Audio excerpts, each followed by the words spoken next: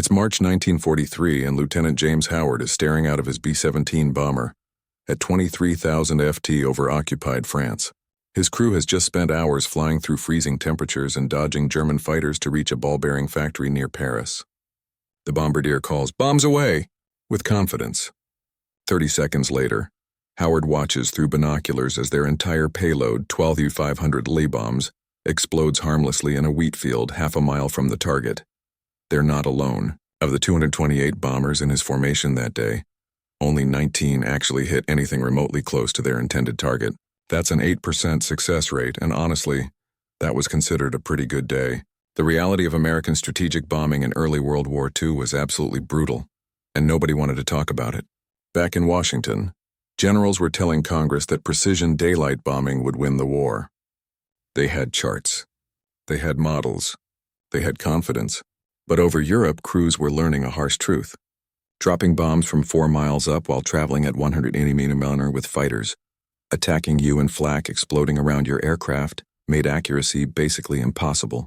The Army Air Forces had calculated they needed a circular error, probable of about 1,000 FT to effectively destroy industrial targets. In plain English, that meant half your bombs needed to land within 1,000 FT of the aiming point. Sounds reasonable, right? Wrong.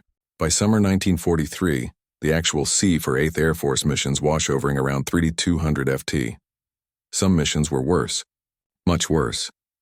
During the first Schweinfurt raid in August 1943, bombers dropped 724 tons of explosives on ball-bearing factories that supplied 40% of Germany's production. Post-mission reconnaissance showed that less than 200 tons hit inside the factory complex.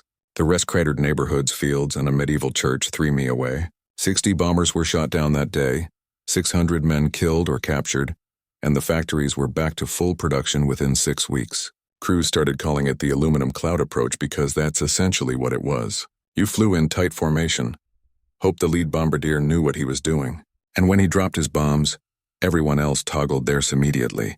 The theory said that even if individual bombs scattered, sheer volume would overwhelm the target. But German factories weren't enormous. A typical synthetic oil plant might cover 40 acres. Sounds big until you realize that at 3,000 FT accuracy, your bomb pattern was spreading across 300 acres. You were essentially carpet bombing and praying something important got hit. The human cost made it even worse. Every mission meant 10-man crews flying through walls of flak.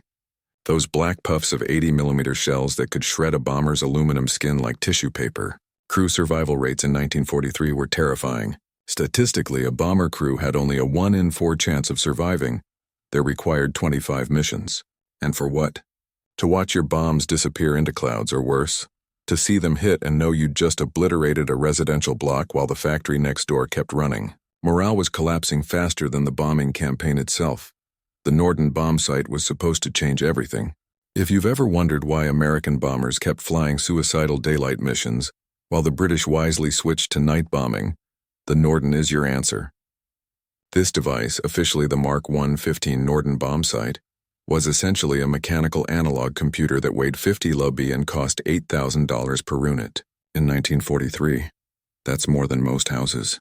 The Army Air Forces were so obsessed with this thing, they spent $1.5 billion developing and producing it, making it one of America's most expensive weapons programs. For context, the entire Manhattan Project cost $2 billion. Carl Norden, a Swiss engineer working in New York, had designed this optical computing marvel in the 1920s with a genuinely brilliant concept. The bombardier would lie in the nose of the aircraft, peer through the sight's eyepiece, and manually track the target while the bombsight automatically calculated drift, altitude, airspeed, and trajectory. Here's where it got fancy.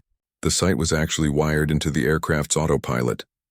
During the bombing run, the bombardier could make tiny corrections using a control panel, and the bombsight would physically fly the airplane to compensate for wind drift.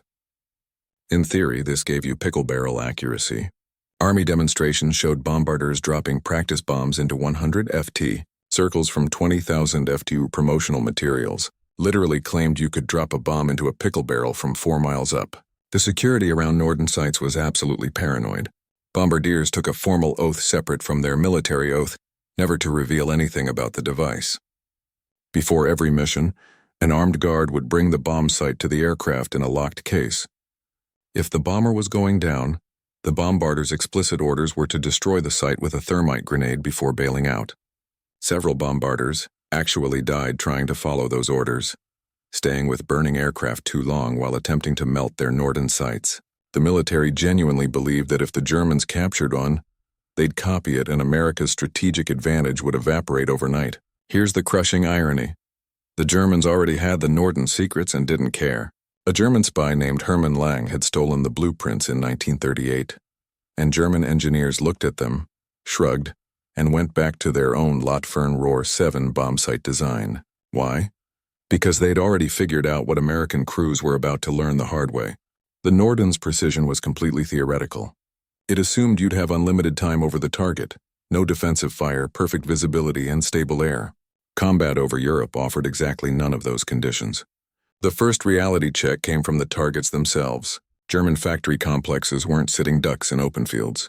They had smoke generators that could blanket entire industrial zones within 5 minutes of alarm. By late 1943, German defensive doctrine required every major target to have enough smoke capacity to obscure visibility for 30 minutes. Bombarders would spend the entire approach watching their target clearly. Then at the critical moment, poof, it vanished under artificial fog. Now you're guessing and the Norden bombsight can't compute best guess. Then there was combat itself. The Norden needed a straight-level bombing run of at least 3 minutes to calculate properly. 3 minutes of flying straight and level over Germany meant 3 minutes of being a predictable target for every flak gun below. Pilots quickly learned that evasive action kept you alive but made the Norden useless. The device couldn't compensate for sudden altitude changes or sharp turns. So crews faced an impossible choice. Fly steady and die or maneuver and miss. German flak gunners weren't just shooting at American bombers. They were conducting an industrial-scale execution. By 1943, Germany had constructed the most sophisticated anti-aircraft defense network in human history, and it was absolutely shredding the 8th Air Force. The backbone of the system was the 80-millimeter flak gun, properly called the Flak 1836-37, depending on the variant. You've probably heard of the 88 as a tank killer, and it was, but its primary job was murdering bombers. Germany produced roughly 21,000 of these guns during the war, and about 10,000 were ringing strategic targets across occupied Europe. Here's what made the 88 so terrifying. It could fire a 20-pound high, explosive shell up to 32,000 ft at a rate of 15 to 20 rounds per minute. Each shell was fitted with a time delay fuse that German crews would manually set based on the bomber's altitude. The shell would climb, reach the predetermined height, and detonate into thousands of razor-sharp fragments traveling at supersonic speeds. A single fragment the size of your thumb could punch through aluminum skin, sever control cables, rupture fuel tanks, or kill a crew member instantly. And German gunners weren't firing one at a time. They were firing in batteries. A typical German industrial target like the Ruhr Valley would have 40 to 60 heavy flak guns positioned in overlapping fields of fire. Fire control radar.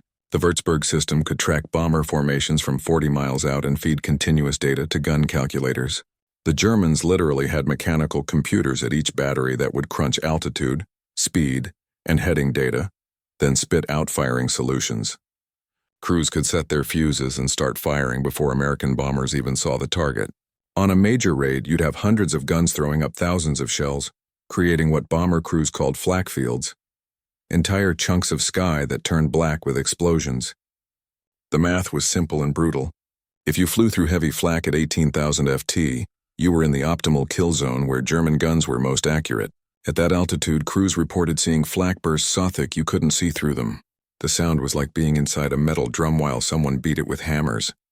Survivors described it as continuous thunder, mixed with the metallic ping of shrapnel hitting the aircraft. Navigator John Morris from the 301st Bomb Group wrote in his diary after a mission to Bremen, "Counted 127 holes in our ship. Don't know how we made it. Jenkins bled out in the waist before we crossed the channel. He was 19. So, American planners made what seemed like a logical decision. Climb higher. By mid-1943, bomber formations were routinely operating at 25,000 to 27,000 ft, occasionally pushing to 30,000. Up there, you were above most of the flak's effective range, and German fighters had trouble with performance at extreme altitude. The catch? At 25,000 ft, their temperature is minus 40 degrees Fahrenheit, and the air is so thin that even with supercharged engines, aircraft performance suffers. Crews needed heated flight suits and oxygen masks for survival. But the real killer was what altitude did to bombing. Accuracy. Remember that Norden bombsight promising pickle-barrel precision at 25,000 ft at every variable that made bombing difficult at 18,000 ft got exponentially worse. Wind speeds at high altitude weren't the 20 or 30 mph you'd experience at lower levels. They were 80, 100, sometimes 120 mph. Jet streams weren't even understood yet. Crews just knew that sometimes they'd drop bombs and watch them drift sideways for miles. Visibility turned unreliable. Clouds that looked thin from above would completely obscure targets. Temperature inversions created atmospheric layers that bent light, making accurate sighting nearly impossible. Nobody planned the offset bombing technique. It was born from desperation, confusion, and one navigator's mistake over Schweinfurt in October 1943. The second raid on Schweinfurt's ball-bearing plants was already a disaster. Tuna-91 bombers launched, 60 were shot down, and 17 more were so damaged they never flew again. That's a 26% loss rate in a single mission. But buried in the post-mission reports was something strange. One bomb group, the 3005th, had accidentally approached their initial point, the spot where you start your final bombing run, from the wrong direction. Instead of the planned north to south attack, they came in from the northeast at roughly a 40° angle to the target. Their navigator, Captain RobertWilliams, had miscalculated a wind correction during the approach. By the time the lead pilot realized they were off course, they were already committed. You don't turn a formation of 18 heavy bombers on a dime, especially with German fighters swarming. So Williams made a field decision.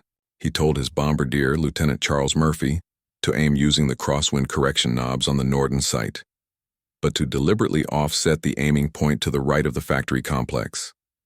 Basically, instead of aiming straight at the target and letting the bomb sight calculate drift, Murphy aimed at empty space beside the target and let the bombs drift back into it.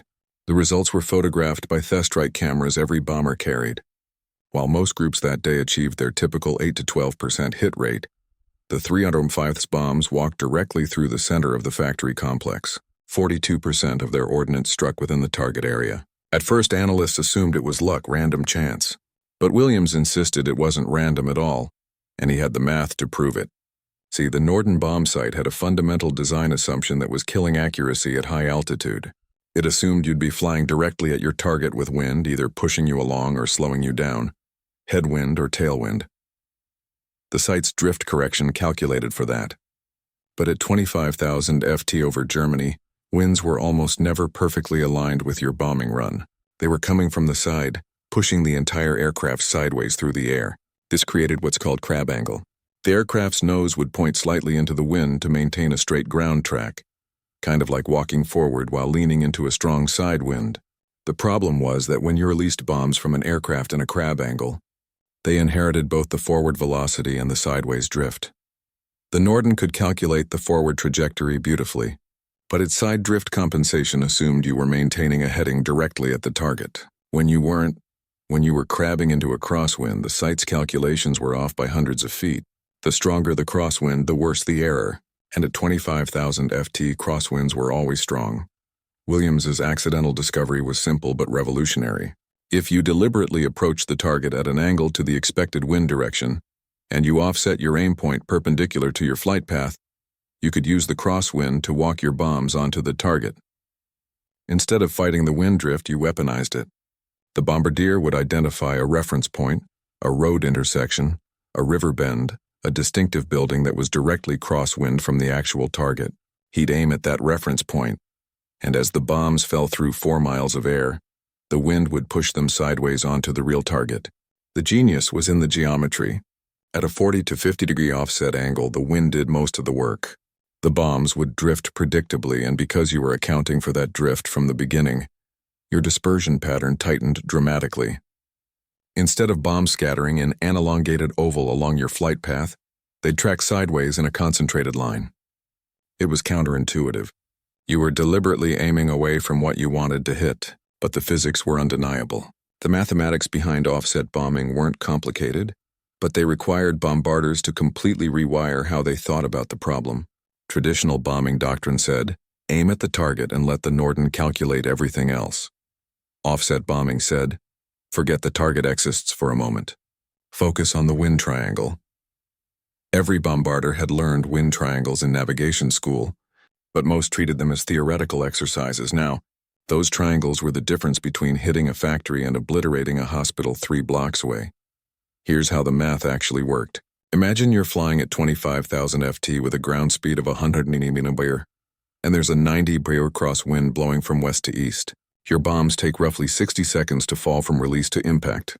That's a full minute of drift time. In that minute, your forward momentum carries the bombs about 3 meters along your flight path. But that crosswind is also pushing them sideways at 90 mph, which means 1.5 miles of lateral drift. Without offset correction, you'd aim at the factory, and your bombs would land 1.5 miles to the east in whatever happened to be there. The offset solution flipped the equation. Instead of flying directly at the factory, you'd approach at a 40 to 50 degree angle from the west with the wind on your left side pushing you toward the target. Your bombarder would identify an offset aiming point. Let's say a railroad yard that sat exactly where the wind would carry your bombs from. He'd track that railroad yard through the Norden site, set the crosswind drift angle into the computer and release. The bombs would leave the aircraft, start falling, and the crosswind would push them from the railroad yard toward the factory. If your calculations were right, they'd arrive at the factory exactly as they hit the ground. Wind speed measurement became absolutely critical, and that's where things got interesting. Navigators started using a technique called the double drift method during the bomb run approach. They'd take 2 drift readings at different points on the way to the target, basically measuring how much the wind was pushing the aircraft off course. By comparing those readings, they could calculate the wind speed and direction with surprising accuracy. Good navigators could get wind data within 5 mph of actual conditions, and that precision was enough to make offset bombing work. The improvement in accuracy was staggering. 8th Air Force testing in late 1943 showed that offset approaches at 45-degree angles reduced C from 3,200 ft down to roughly 1,100 ft, almost exactly the 1,000 ft threshold that planners had originally demanded. Some particularly skilled bombardier navigator teams were achieving 800 ft accuracy on clear days. That might not sound impressive compared to modern GPSG guided weapons that land within 15 ft, but in 1943, it was revolutionary. It meant your bombs were actually hitting inside the factory complex instead of decorating the surrounding countryside. The technique required intense coordination between 3 crew members: the navigator, the bombardier, and the pilot. The navigator had to nail the wind calculations and identify the correct offset point. The bombardier had to trust those calculations completely and track a reference point that his instincts were screaming wasn't the target. And the pilot had to maintain an exact heading and altitude, while flak was exploding around him and every fiber of his being wanted to take evasive action. One mistake in that chain and you were back to random bombing. Training became the bottleneck. Bombarders who'd spent months learning to aim directly at targets now had to unlearn that instinct. It was like teaching a basketball player to look at the backboard instead of the hoop. Your brain fights you every step. The Army Air Forces set up specialized schools in Florida and Arizona, where crews practiced offset runs over mock German factories. They'd fly the patterns dozens of times until the geometry became intuitive. Veteran crews who'd already flown combat missions were pulled back to England for retraining, which tells you how seriously the brass took this. By January 1944, the 8th Air Force faced a problem that most organizations would kill to have. They discovered something that actually worked, and now they had to implement it across 12,000 men scattered across 40 airfields in England while simultaneously fighting a war. General James Doolittle, who'd taken command of the 8th in January, looked at the offset bombing data and made it his top training priority. He gave his operations officer, Brigadier General Fred Anderson, 6 weeks to retrain every bombardier and navigator in the theater. Anderson's response was reportedly unprintable, but he got it done. The retraining program started with the lead crews, the most experienced bombarders and navigators who flew in the front aircraft of each formation. These were the men everyone else followed, so they had to master offset techniques first. Schools were established at each bomber base using a combination of classroom instruction and practical flights over English coastal ranges. The theory sessions covered wind triangles, drift calculations, and offset geometry until crews could work the math in their sleep. Then came the flying. The challenge was that England in winter offered terrible practice conditions. Cloud cover was constant. Winds were unpredictable and daylight was limited. But that actually helped in a perverse way. If you could hit targets through English weather, German weather would be manageable. Crews would take off at dawn, fly to bombing ranges off the coast, and make offset practice runs on floating targets or old ships. Each crew flew minimum 3 practice missions before being certified for combat offset bombing. Some needed 10 before they got the feel for it. What made the retraining work was that combat veterans were teaching combat veterans. This wasn't some academy instructor with a pointer explaining theory. It was Lieutenant Murphy from the 305th Bomb Group, the guy who'd accidentally discovered offset at Schwinfort standing in a freezing Quonset hut, showing other bombarders exactly what he did. Captain Williams taught the navigator portions, walking men through his wind calculation methods using actual mission data. When students struggled with the counterintuitive nature of aiming away from targets, instructors would show strike camera footage from recent missions. Here's traditional bombing achieving 9% accuracy. Here's offset achieving 38%. The evidence was impossible to argue with. Doctrine changes happened simultaneously with training. The 8th Air Force rewrote their tactical bombing manuals in February 1944. Field Order 259, issued on February 20th, officially authorized offset bombing. Approaches for all missions where crosswind conditions exceeded 40 impressed group commanders received detailed briefing packages that included optimal approach angles for every major target in Germany. Schwinfort had recommended approaches from the northeast at 45 degrees. The Ruhr Valley complexes worked best with 50-degree offsets from the west. Someone had done the homework. The implementation wasn't smooth. Older pilots, especially those who'd survived 1943, resisted changing tactics that they'd literally bled to learn. There's a famous incident from March 1944 where a 91st Bomb Group pilot refused to fly an offset approach to Brunswick, insisting on the traditional straighten attack because that's how we've always done it. His bombardier missed the target by half a mile, and that pilot was quietly reassigned to non-combat duties. Doolittle was serious about this. Adapt or get out of the way. By April 1944, offset bombing had become standard operating procedure. Mission briefings now included dedicated wind analysis sections where meteorologists would provide expected wind speeds and directions at bombing. Altitude navigators received pre-calculated offset approach headings based on forecast winds. If conditions changed en route, navigators had lookup tables to recalculate on the fly. The system was becoming systematized, which meant even average crews could achieve results that previously required exceptional skill. The results showed up in the data immediately.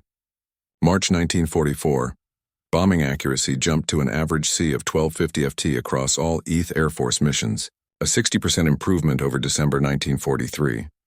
More importantly, the percentage of bombs hitting within target areas climbed from 11% to 27%.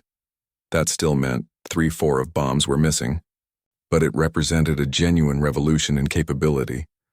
Factories that previously required 4 or 5 raids to seriously damage could now be crippled in 2. D-Day gave offset bombing its ultimate test, and the stakes couldn't have been higher.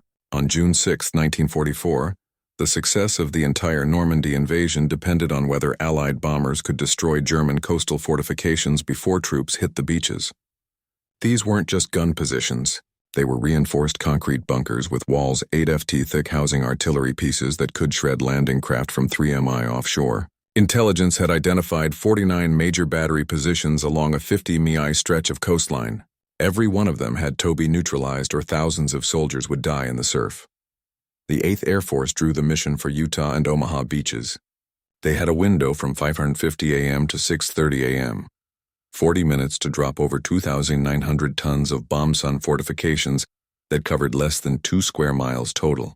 The timing was brutal because they'd be bombing in twilight with cloud cover forecast at $3,000 to $6,000 FT. Normal doctrine said you couldn't accurately bomb through clouds, but normal doctrine was about to get rewritten again. Offset bombing techniques combined with radar navigation aids made it theoretically possible to hit targets you couldn't even see. Here's how they planned it. Pathfinder aircraft equipped with H-2X radar would lead each formation. This radar could paint a rough picture of the coastline through clouds by detecting the boundary between land and water. Navigators would identify distinctive coastal features, river mouths, peninsulas, shoreline curves, and use those as offset reference points. The math was the same as visual offset bombing, except now you were doing it with radar returns instead of actual observation. Bombardiers would track their radar reference point, calculate the wind drift that would carry bombs from that point to the fortifications and release. The execution on D-Day morning was chaotic. Cloud cover was worse than forecast. Solid overcast from 2,000 FT up to 10,000 FT in many sectors. Bomber formations had to descend to 12,000 FT to get below the worst of the weather, putting them in range of any German flak guns that survived the naval bombardment. Wind conditions were difficult.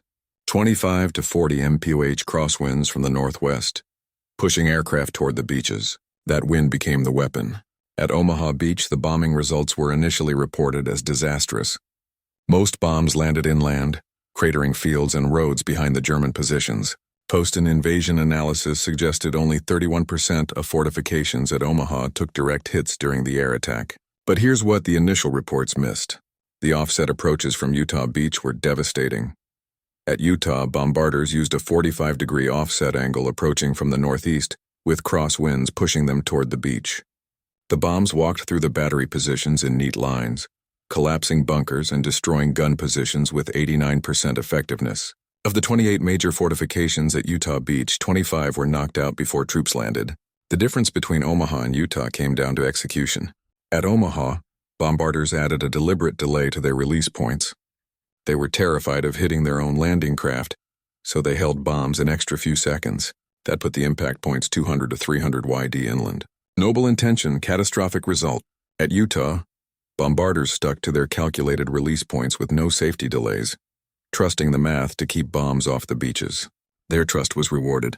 When the 4th Infantry Division hit Utah Beach at 6:30 a.m., they found German positions already destroyed. Resistance was light, casualties were minimal. The lesson was documented in a classified analysis completed in July 1944.